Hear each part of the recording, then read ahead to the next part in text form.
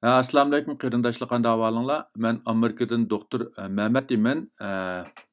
Yaqindan buyon ko'plagan qarindoshlar menga ayrim uchur yo'llab, shu vaksina bexatarligi to'g'risida ba'zi savollarni so'rdi va shundaqla o'zlarininki vaksina urmaslikqa to'g'risida va vaksinaga bo'lgan andishlar to'g'risida ba'zi ko'z qarashlarini men bilan o'rtoqlashgan edi. Men tövəndə şu münasibət bilən şu özümnің izlenişlərə və özümnің təcrübələrə əsasən şu vaksina toğrusida bəzi yeni uçurlarını və vaksinanınki bexatarligi toğrusudakı göz qarashlarımni sizlər bilan ortaqlaşmaqçı, həmmənlərning diqqət berishini ümid qilaman.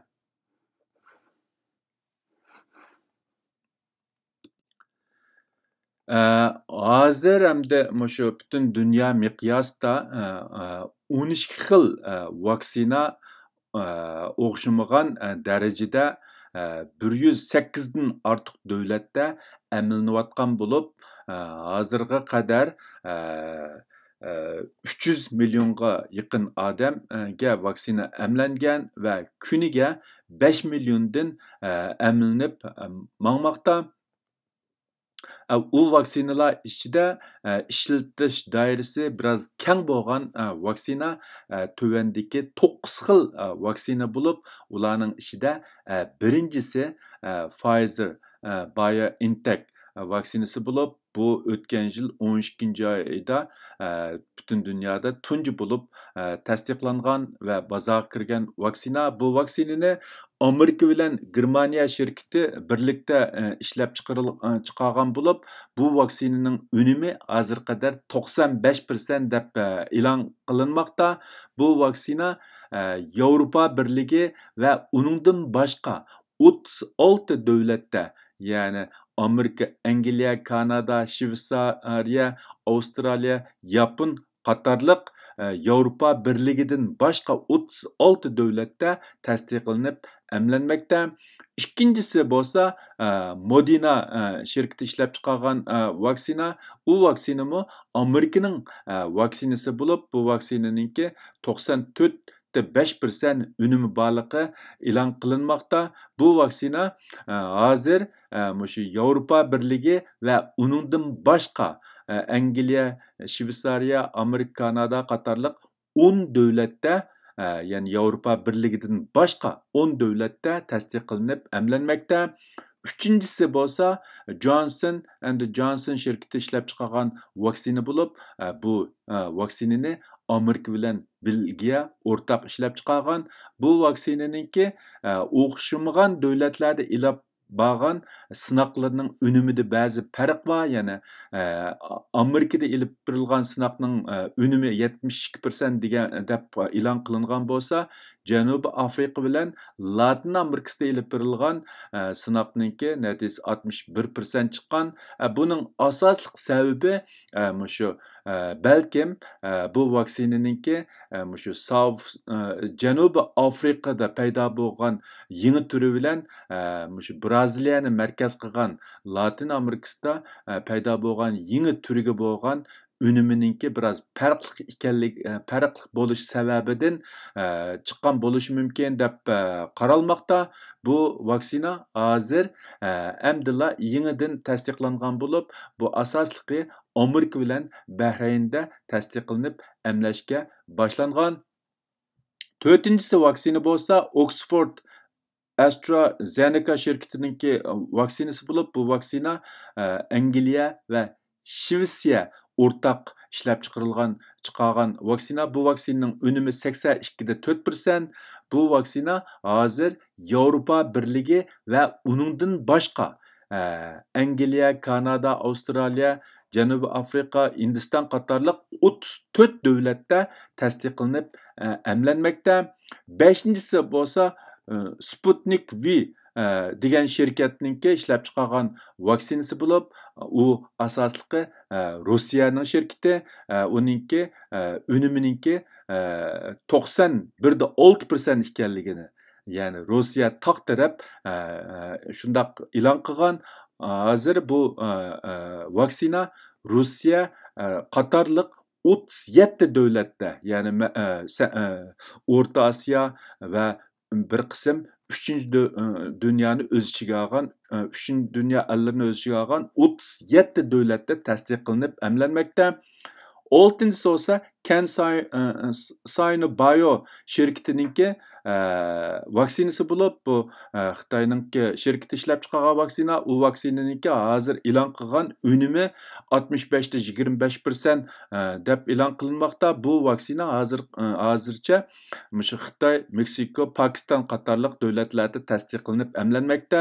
7-si vaksina bo'lsa Sinopharm ninki Beijing şirketida ishlab chiqargan vaksina bo'lib, uninki unumininki 72 da 51% ekanligi o'tirib qo'yilmoqda. Bu vaksina Xitoy, Pokiston, Arab xalifaligi, Bahrayn, Misr qatorliq 15 davlatda tasdiqlanib emlanmoqda. 8-si bo'lsa Sinovac degan şirket ishlab chiqargan Xitoyninki yana bir vaksinasi bo'lib, buninki unumining 50 da 38% ekanligi o'tirib qo'yilmoqda. Bu vaksina Xitoy, Turkiya, Ozarbayjon, Braziliya qatorliq 14 davlatda tasdiqlanib emlanmoqda. 9-si bo'lsa Sinopharm ninki Wuhan şirketi, Wuhan'daki markazda ishlab chiqargan vaksina bo'lib, bu vaksinaning unumi eng oxirida e'lon qilinmadi. Bu vaksina faqat Xitoy bilan Arab xalifaligida tasdiqlanib emlanmoqda. Bular hozir shu 108 dan ortiq davlatda emlanayotgan 12 xil vaksinaning ichida asosli bo'lgan 9 xili, undan boshqa yana ko'plagan vaksinalar sinoq bosqichida 3-chi bosqichliq sinoq mazgilida bo'lib, texi rasmiy tasdiqlanmagan, balkim yaqin kelgusida tasdiqlangan vaksinalar texmi ko'payishi mumkin.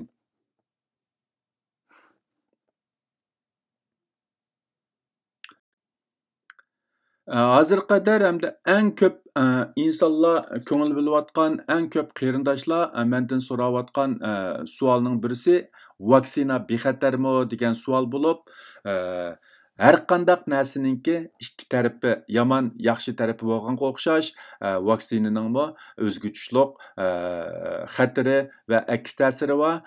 Lekin vaksinaninki umumiy jihatdagi bexatarmi, bexatar emasligiga baho berishda oldi bilan biz bu vaksina udurgandan keyin kelib chiqqan oqibati yoki foydasi bilan urmagandagi oqibatini o'zaro silishtirish orqali bu vaksinaninki bexatarligi va unumiga baho berish mumkin. Hozir hammamizning xabari bo'lgandagidek, bu butun dunyo miqyosida 100 milliondan ortiq inson bu vabo bilan yuqumlanib, 1,5 million odam hayotidan ayrildi. Aksincha, vaksina 300 millionga yaqin odamga vaksina emlangan bo'lib, ularning ichida vaksina bilan bevosita munosabatlik o'limlik ahvoli nihoyatda cheklik. Garchi bir qism odamlarniki vaksina emlangandan keyin o'lib ketganligi xabar qilingan bo'lsa-mu, biroq eng oxirida u odamlarning o'lib ketishiningki vaksina bilan bevosita munosabatda yo'qlikqa o'tirg'a chiqmoqda. Garchi bir qism odamlarniki o'lib ketdi deb e'lon qilgan bo'lsa-mu, eng oxirida bularning o'lib ketishda vaksinaninki bevosita munosabat yo'q deb qaralgan bo'lsa-mu, biroq bu o'lib ketgan odamlarning soni bilan vaksina urg'izmay shu vaboga giribtor bo'lib, o'lib ketgan 1,5 milliondan ortiq odamga silishtirgan vaqtida u nihoyatda yo'qda yerlik degan gap. Bu yerda shu nuqtadan aytgan vaqtidami bu vaksinani ya'ni umum jihatdan bexatar deb qarashga bo'ldi. Chunki hozir qadar men yuqori deb o'tgandagidek 108 dan ortiq davlatda 300 million atrofida odamga, ya'ni dunyo nufusininki 3%dan ortig'iga vaksina emlangan bo'lib, ularning ichida bu vaksina sababidan kelib chiqqan ig'ir oqibat nihoyatda tuvan yoki nihoyatda cheklik Şunlaşqa hozirga qadar bo'layotgan ahvolga qaragan vaqtida vaksina umumiy jihatdan yanada bexatar deb qarashqa bo'ladi. Albatta, vaksinaninki ba'zi bir qism uzun muddatlik aks ta'sirlari ga nisbatan hozir bir narsa deyish biroz qiyin. U vaqtning o'tishiga ergishib aniq bo'lishi mumkin, lekin hozirgi ahvoldan qaraganda va yoki burunqi vaksinalarniki ahvoldan qaragan vaqtida vaksina umumiy jihatdan bu vaksina umumiy jihatdan bexatar deb qarashqa bo'ladi. Albatta, o'xshamagan kishilarniki vaksinaga bo'lgan ko'z qarashi o'xshash bo'lmaganligi uchun har odam o'zining ahvoliga qarab qaror bersa bo'ldi. Men bu yerda faqatla o'zimning izlanganlari va o'zimning tajribalariga asosan vaksina to'g'risida shu ba'zi tavsiyalarni qarindoshlarga bermoqchi. Bu jihatdami ko'plagan mutaxassislarniki aniq yakuni va ya'ni bu vaksina bo'libmi bak shu g'arb ellarda ishlab chiqargan yuqorida men tilga olgan 9 vaksinaning ichida g'arb ellarda ishlab chiqargan vaksina asosan bexatar. Amerikadami hozir qadar 78 milliondan ortiq, ya'ni 80 millionga yaqin vaksina emlanib bo'lgan bo'lib, ularning ichida alayda ig'ir oqibat keltirganlar nihoyatda cheklik, ya'ni bir qism odamlarniki jiddiy qutqizishga borganligi ma'lum. Şuna umum jihatdan aytgan vaqtida vaksinani bexatar deb qarashqa bo'ladi. Albatta, men yuqorida deb o'tgandagidek har qanday narsaninki ikki taraf bo'lganga o'xshash. Vaksina garchi umumiy jihatdan bexatar bo'lsa-mu, lekin uning albatta ba'zi aks ta'siri bor. Hamda u aks ta'sir ichida ba'zi aks ta'siri ko'p uchraydigan bo'lib, ular shu horg'inlik his qilish, bosh og'rish, muskullar og'rish, titrak besish, qizish deganlar hozir shu eng ko'p uchraydigan aks ta'siri hisoblanadi. Men Pfizer'niki vaksinasini udurdim. Birinchisini 2 ayning 5 kunisi, ikkinchisini 2 ayning 26 kunisi urg'izgan edim. Menda asosliqi shu do'lan bilan qo'shab bo'ynimda muskullar azroq og'rish paydo bo'ldi. Bo'lib bak ikkinchi qitimliq vaksinadan keyin bu xil ahvol biroz ig'ir bo'lib, taxminan 40 soat atrofida davom qilgandan keyin asosan yaxshi bo'lib ketdi. Ya'ni alayda bir og'riq pasaytish dorisi yegidak unchalik ig'ir emas, bir xil bearomlik shu do'lan bilan shu bo'ynimning muskullarida bearomlik his qilish, azroq og'rish paydo bo'ldi. Undan boshqa qizish, bosh og'rish degandek boshqa alomatlar bo'lmadi. Hamda lekin ko'pincha kishilarda shu yuqorida deb o'tgandagidek alomatlarninki bo'ladiganligi ma'lum. Hamda vaksinaninki ancha ko'p uchirmasimi, lekin biroz ig'ir bo'lgan aks ta'sir nima degan vaqtida, ya'ni allergiya deganda birinchidan shu terisiga qizil chiqish, nafsi qisilish, yurakning so'qishi tezlashib ketish, limfa tugunchilari ishib qilish degandek bu ko'p uchirmasimi biroz ig'ir bo'lgan aks ta'siri bo'lib, nafs qisilish, yurakning so'qishi tezlashib ketish sababidan bir qism odamlarniki jiddiy qutqizishga borganligi ma'lum. Lekin umum jihatni aytgan vaqtida men yuqori deb o'tgandek vaksina asosan bexatar deb qarashqa bo'ladi. Qarindoshlar, ya'ni eng ko'p kishilar qiziqayotgan yana bir savol nima degan vaqtida hozir mavjud bo'lgan vaksinalarning shu yangidan o'zgargan viruslarga ünuminingki bor yo'qligi, ya'ni unumi bormi degan bu savol eng ko'p qarindoshlar so'ragan, ham eng ko'p insonlar ko'ngil bo'layotgan bir masala. Chunki bu vabo tarqagandan buyon butun dunyoda nihoyat zo'r vahima paydo qilib, her jihatda insonlarga nihoyat ko'p qulaysizlarni ilib kelgani uchun bu yangidan o'zgargan virusninki o'tirg'i chiqishi nurg'un kishilarda texmi andishlarni qo'zg'adi. Bo'libmi bak bu vaksina dunyoga kelib emlashga boshlangandan keyin bu aslidagi virusdan farqli bo'lgan yangi viruslarniki o'zgargan viruslarning dunyoga kelishi bilan kishilar u vaksinalar bu virusga unum bormidi degan bir xil andisha ko'pinchimizda belgilik ta'sir belgilik andishiga bu andishalar hammamizning qalbimizda paydo bo'lmoqda. Hozir qadar bu virusning o'zgargan nusxalari ya'ni har xil bo'lsa-mu, lekin nisbatan aytgan vaqtda o'zgarish biroz cho'ng bo'lgan turlari birisi Angliya yangi turi, anandan keyin Janubiy Afrika turi, Braziliya turi, anandan keyin Amerikadagi ikki tur, ya'ni Kaliforniya bilan Nyu-York turi.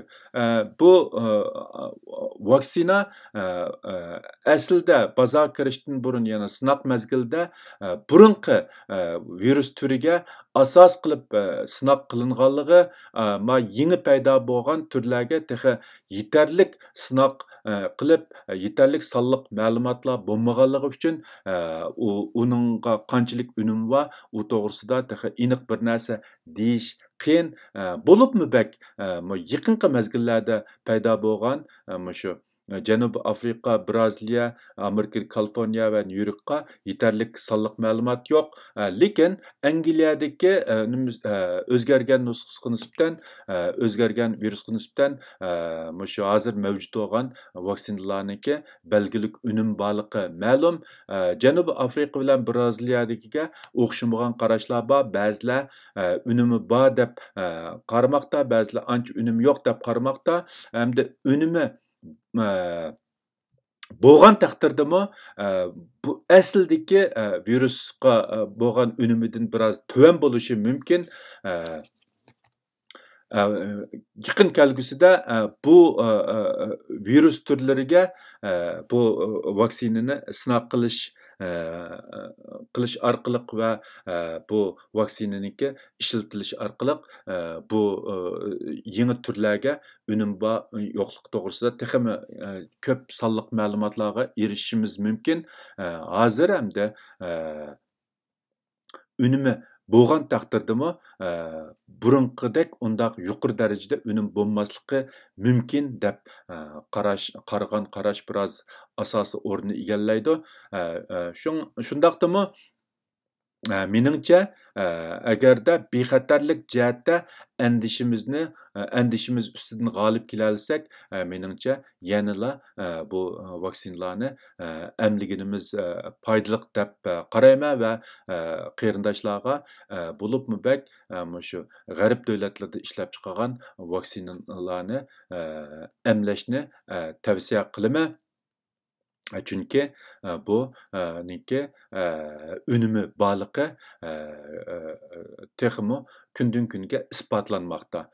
Bo'libmi bak hozirgi butun dunyo miqyosidagi virusninki ko'payishi, bo'libmi bak bu vaboning kunlik ko'payish va o'lab ketish ahvoliga qaraydigan bo'lsak, shu yaqinqi bir oy ichida ko'z ko'rinarli darajada tuvanlayotganligi ma'lum. Gerçi bu vaksina hozir qadar butun dunyo nufusiniki faqat 3%dan ortig'i emlangan bo'lsa-mu, lekin bu vaboniki ko'z ko'rinarli darajada kontrol bo'layotganligini hammamiz ko'rib turyapmiz. Albatta bu vaboni butun dunyo miqyosida unumli kontrol qilish uchun kam deganda 60-70% odamga vaksina emlanish kerak. Faqat shu darajaga borgan vaqtida anandan keyin bu vabo umumyuzlik kontrol ostiga ilinishga boshlashi mumkin. Bugungi bu vaksina to'g'risidagi yangi uchurlar va vaksina bexatarligi to'g'risidagi leksiyani mishada to'xtatmoqchi. Hammanglarning anglaganinglarga ko'pdan ko'p rahmat. Hamda bu faqatla meningki qarindoshlarga bergan tavsiyarim. Albatta, oxirgi qarorni har bir qarindosh o'zining ahvoliga qarab belgilasa bo'ldi. Hammalarga Allohdan salomatlik tilayman. Xayr xo'sh, Xudoga omonat. Ko'rishguncha omon bo'linglar.